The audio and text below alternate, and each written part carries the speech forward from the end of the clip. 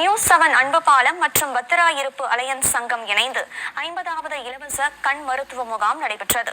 விருதுநகர் மாவட்டம் பத்திரா இருப்பு அனைத்து அலையன்ஸ் சங்கம் மற்றும் நியூஸ் 7 தமிழ் அன்பு பாலம் இணைந்து 50வது இலவச கண் மருத்துவ முகாமை அலையன்ஸ் மாவட்ட ஆளுநர் டாக்டர் பொன் சுப்புராஜ் மாரியப்பன் தலைமையேற்று நடத்தினார்.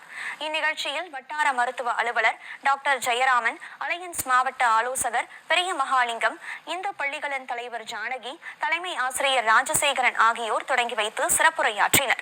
இதுவரை 1000க்கும் மேற்பட்டோருக்கு இலவச கண் அறுவை சிகிச்சை செய்யப்பட்டு பயனடைந்துள்ளனர். முகாமில் 100க்கும் மேற்பட்ட பொதுமக்கள் பயனடைந்தனர்.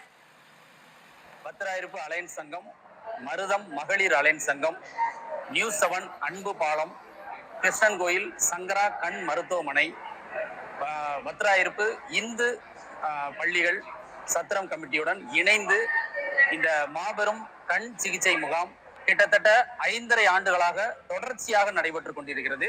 இது 50வது கண் சிகிச்சை முகாம். மேலும் நியூஸ் 7 அன்பு பாலத்துடன் இணைந்து பல பணிகள் பத்திரா இருப்பு அலையன்ஸ் சங்கத்தின் சார்பாக மேற்கொள்ளப்பட்டிருக்கின்றன. அதில் ஒன்று இந்த கண் சிகிச்சை முகாம்.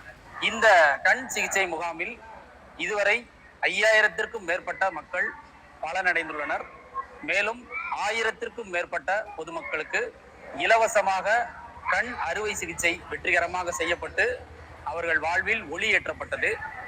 இது ஒரு மாபெரும் சாதனை நிகழ்வாகும். இது மேலும் தொடர்ந்து நடைபெறும்.